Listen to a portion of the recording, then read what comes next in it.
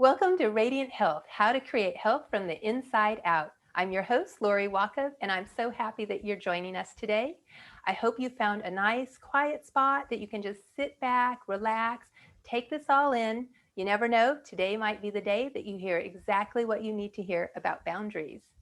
And let me welcome our guest, Sheri Hoffmann. Sheri, thank you so much for joining us today. I so appreciate it. Um, just to let our listeners know, Sheri is an author, she's a public speaker, and the creator of Constant Yes to Contented Yes, the workshop series. And she is fiercely protective of the overworked giver. Sheri, welcome. Thank you for joining us. Thank you for having me, Lori. First, I want to start with radiant health. What does radiant health mean to you?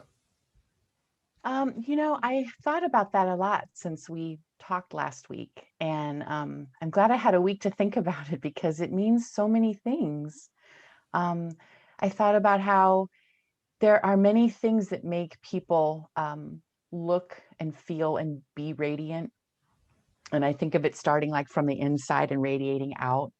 And I thought about like all your speakers are probably going to talk about these things. Like I think sleep helps you radiate, be radiant. I think that good skincare, meditation and yoga can help someone be radiant and feel radiant.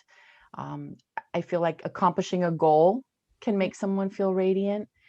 Decluttering my house has always made me feel radiant from the inside out. Um, Having a good therapist, having peace, drinking 8 glasses of water a day has sometimes made me feel radiant. Um, I also thought about, if you resolve a conflict with someone and you got a chance to say what was on your mind, that kind of makes you feel radiant. Walking in nature, being at a job we like, Wow. being in a relationship that we like, or that's a good relationship, I think can make you feel radiant. And I thought about even change can make people, it's stressful, but can feel radiant. Removing pain from your body, either mental or physical, can make you feel radiant. Creating art, Mm. and then boundaries, which is my area, my specialty. That's beautiful. You absolutely hit everything that I feel inside about you're right. All of those things can make someone feel radiant. Just Yeah. and it does. It starts with the inside and works its way out. And boundaries. I just think you have such a wonderful process with boundaries, and I have learned a lot from you about boundaries. So I'm going to go ahead and let you share, like, how do you practice boundaries in your day-to-day life? Well, it hasn't been easy. It's a journey for all of us to grow into knowing what we're going to let in and what we're going to let out. I did it for about 20 years, just being in the volunteer sector at the schools. We know that that's like a really good training ground to learn boundaries. But I'm learning that it actually starts very young and impacts us all through our life, in every stage of life, every gender, every culture, every age. Uh, Experiences a need to have boundaries because you're going to be asked everything throughout your life, and the requests are going to come from everywhere in your life. Your school, your company, your neighbors, your friends, your family. Friends, did I already say friends? So they're going to, for our whole life, we are going to be asked everything from every place we walk around in during our entire life. And so I have seen when you don't have boundaries, it just eats away at you, and it causes you to be bitter and resentful when you're saying yes to everything that you don't know you can say no to. And when you start saying yes to things that don't serve you, that aren't a good match for you, it slowly eats away at your soul. And so I saw this happening to me and had a meeting with myself about 7 or 8 years ago and had some epiphanies. And now I'm writing about it. And in case you've never seen, but this is my book right now Oh, that I'm wow. writing about. And, I've given workshops on it. You've been to them.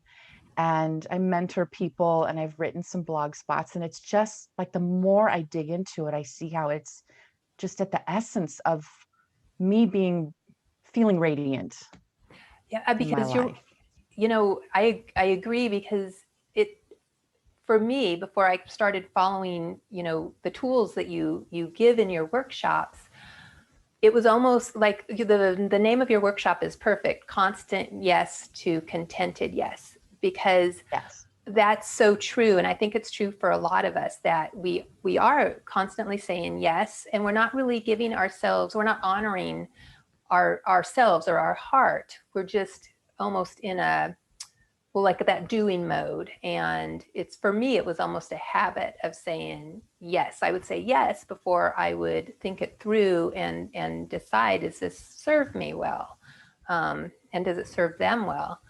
So I think Yes. it's such an important part of radiant health that we don't really realize, and we don't sometimes don't even think about our boundaries. Yes. And part of your health, like I feel like we all have certain blocks. I visualize blocks in our life that we need to make sure we take care of first before we give away excess time to the rest of the world, because the rest of the world will always find us, will always want more from us. The rest of the world will guilt us or shame us into saying yes in times we shouldn't be. And I've seen it happen where people just gave away all their yeses, and it dug into the really important things in their life. And I could show you this visualization that I've used for people, where I kind of visualize our life. Can you see that Oh one yeah, okay? So I just definitely. kind of visualize blocks. And I think I had these when I was at the workshop with you, but they look different and I've perfected them. But I figure these are all like, this is us. All of these components are where we spend our time during the day. And self care is, I know it's at the bottom, but it's really not at the bottom. And, there's family and home and your work and your faith and, all these different aspects of our life that deserve our time first. And whatever's left, sometimes it's 2 hours a week, is for the rest of the world. And I think sometimes we tend to give it all away. And then we start getting resentful because we skip our yoga routine. We skip time with our family. We skip, taking care of the infrastructure of our home, and all that stuff. When that stuff isn't attended to, it just takes its toll on our soul. And we still want to save time to say yes because we like being helpful. We like helping the world. We like impacting the world. But when you overextend and you deplete your stores, you've got nothing left for your family, yourself, your friends, your home, and it takes a toll. And then you aren't radiant anymore because you've skipped all the things that fill your well. You're absolutely right. You all of your time slots are gone.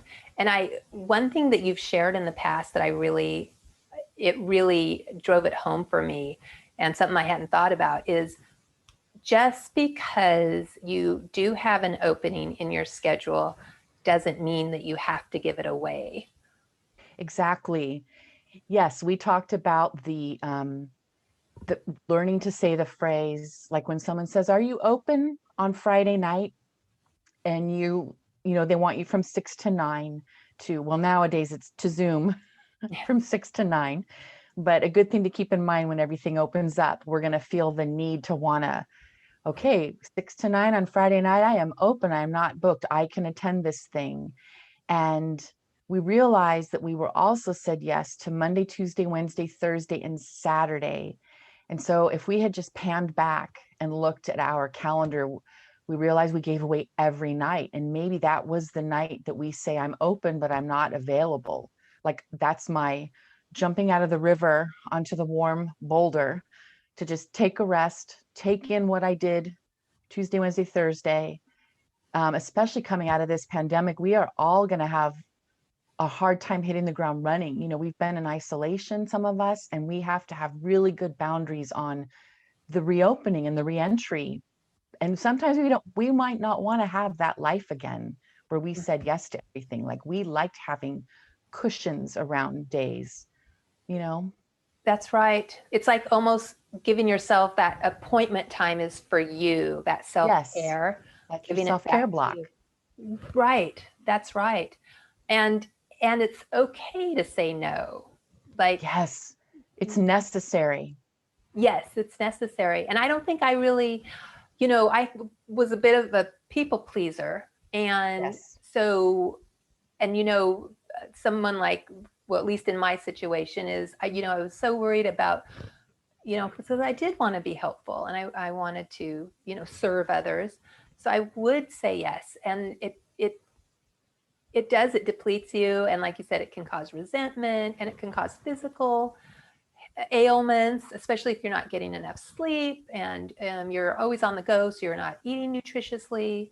And that was, I think, one of the biggest aha moments for me was, and something that took a little bit of time and for me to even feel comfortable with, is to say no Yes. and be okay with it, not have that guilt that at least for me, I had put on myself when I would say no. I would feel so guilty for turning somebody down.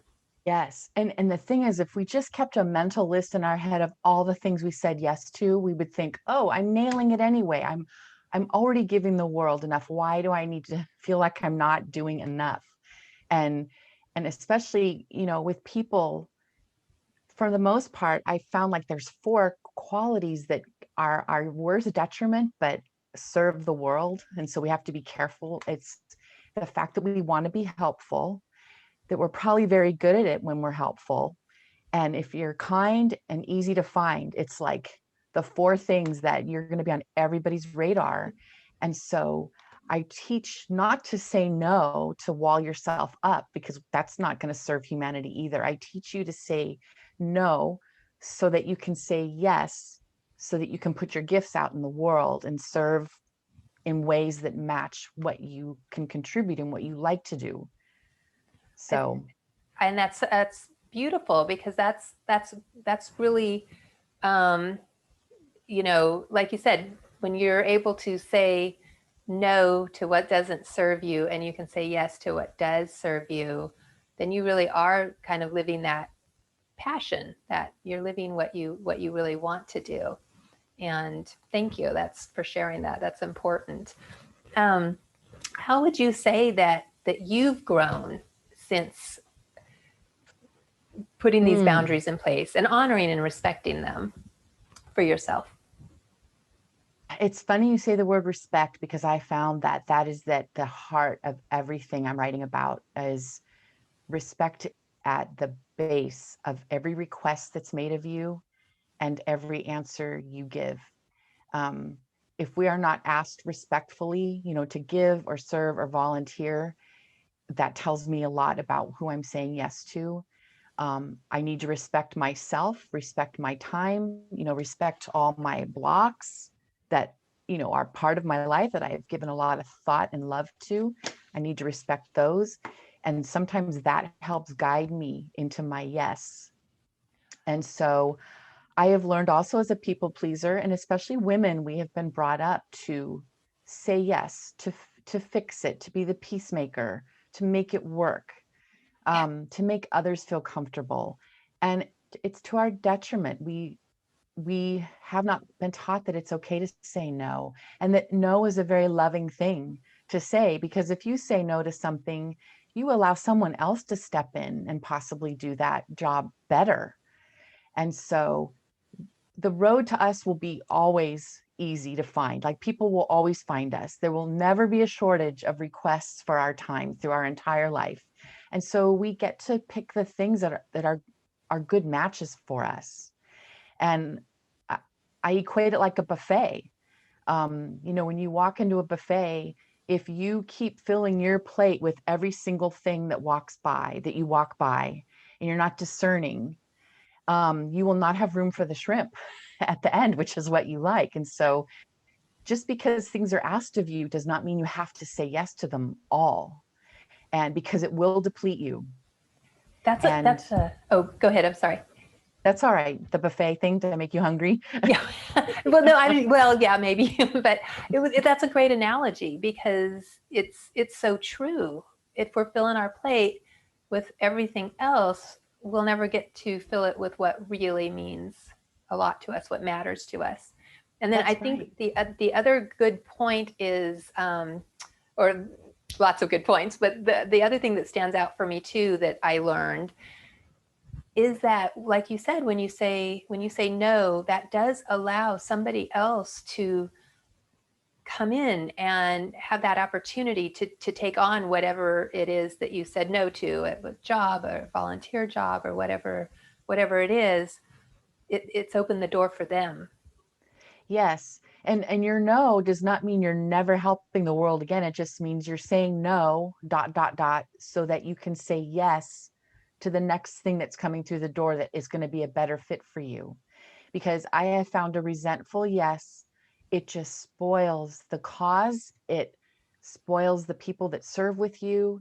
It takes your soul away. It just, bitterness and resentment do not serve us. It does not make us radiant. It does not make us healthy. We already have enough stress as it is. And this is part of being in control of your time and your blocks. I think makes you also feel radiant, that like you have set aside compartments and a fence, a screen, not a solid door, a screen door, right? To allow certain things in. You're not keeping everything out, but you're also not opening your door to let everybody come in your house and take your couch. You have a door for a reason. I like that. I like that. You're saying yes to yourself. Yes, and by default, you're also showing up as your best self in the world. When you say yes to something that is a good fit for you, you probably end up spending more time at that cause because you're just so aligned with it. You end up giving it your best creativity, your love, your joy, your kindnesses, your enthusiasm. It becomes a ripple effect and it impacts that cause. Even if it's taking someone to the airport, or taking care of their dog, something as small as that, or something as big as, can you take on this board position for a year? Any place you serve or give is going to benefit when you are like, gave them a thoughtful yes.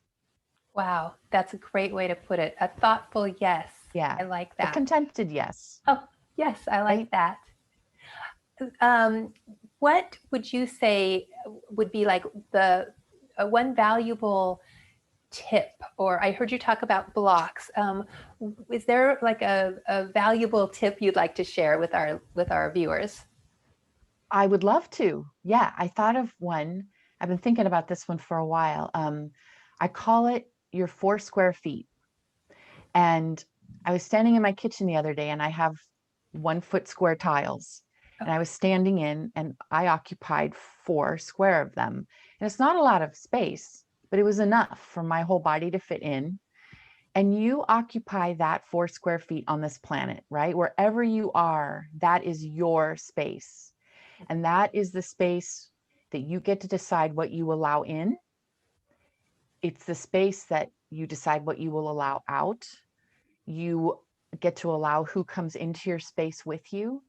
You are responsible for everything you say and think and do in that space, what conversations you'll allow, what toxicity you'll host or allow in, um, what thoughts you want to protect, what habits you do. I mean, that's your space to claim. And I found that so powerful to feel like in control, because so much these days are not in our control. And even leaving space for plot twists, leaving space for crises. And, I even leave space for things to not work out the way I planned. I leave a cushion in there. And there's something about being in charge of your day that makes you feel like, relaxed. And I notice I look different on days where I have been really firm in what I will allow in my 4 square feet. I mean, I'll look in the mirror and I'll do a double take and like my eyes look different. My face isn't like scrunched and my skin looks different when I'm not stressed and irritable. My shoulders are like down and relaxed because I'm like, even though today is, a blank show, I feel contentment because I had a say in what I did in my 4 square feet, and I had a say in who I allowed in. And that just made all the difference. I feel different when we're in a little more control, and boundaries help me feel that way. That makes a lot of sense. Actually, it's like you've set your intention for the day Yes. to to be in to respect your boundaries and honor them. Yes. And I imagine on those days that I do that for myself, so I won't I do more than imagine. I know that it empowers me. It does make, you're absolutely right. It makes me feel in control, and you're right. It just, there's the level of stress just goes away, because maybe not completely away, but it definitely Yeah. goes down, Yeah. because I think it and that's part of just being like in a being mode instead of a doing mode as well. Would you say? Yes. Exactly, because even when you're still, your mind is hosting thoughts. And, so if you are trying to just be and be content and have peace and serenity up there in all of this, it just manifests itself in other ways. You're kinder to your family. And then they're a little less stressed out because you're not like, not everything's like setting you off, because you're like, well, at least I'm in control of today, especially in the pandemic. Like, I got in one Netflix and a shower, and I'm giving myself grace that that's good enough today. And that's a boundary too, giving yourself grace and just being, we're in a pandemic. I completely agree. I was just gonna mention that I don't think we give ourselves grace enough, and we Yes. don't realize it's okay to give ourselves grace, because we really need to do that. Um, Yes. like you said, during this pandemic, and just every day, just let ourselves be. Right. And Thank sometimes you. people are uncomfortable with being, maybe they're uncomfortable because that's a lot of time to think. And we've had a lot of time to think and self-examine and explore. And, hopefully when we come out of this, you'll take things with you that you discovered during this quiet time. You'll leave some things behind that didn't serve you well. So I don't think any of us want to go, back to the way it was, because it was pretty frenetic before. Yeah, I agree, and I think there's a lot of truth in that. It's, and I know for me, it is. I'm still learning to just to be, Yeah. not to be in a constant doing mode, and a constant, yeah. So I think that's really important. Um, I know that you have been generous to offer you have some wonderful writings that you have done on this subject, and you've generously offered to share the link to these writings, and I'm going to share it in the email when I send this particular interview out. But would you also like to share it right now, and just maybe give us a little bit about what it is? But it is, sure.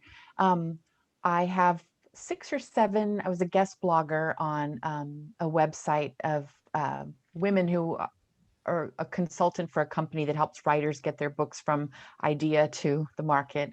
And so they allowed me to guest blog once a month. And so I'll give you that link, and you would just search my name on their blog. And I wrote short essays about this topic, about, being brave, about leaving margin, I'm open but not available.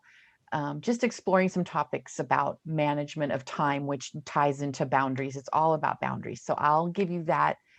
And I'll also have, I think we're going to provide my email in case people Yes. want to email me, so I can keep you on my list when my book comes out, and when I have essays that get accepted in other places, so you can read about it. Perfect. Thank you. Before we go, is there anything else you would like to share, or anything I may have missed? I'm hoping, I know you and I talked at the beginning, that maybe people listening to this will hear something they could use about boundaries. And I The name of my book is called Boundaries for Good. That's the working title, and it's a play on words. Is we want to have boundaries like from now on versus, and also using your boundaries to do good. And so I want you all to realize that um, no is very loving, and to not be afraid of no because it leads to the right yes. Oh, I love that. That's beautiful. Thank you. Thank you so much for being with us today and sharing all of your wisdom. And I just want to say thank you to the viewers for joining us. And we will see you back here tomorrow. Bye. Thanks, Lori. Bye. Bye.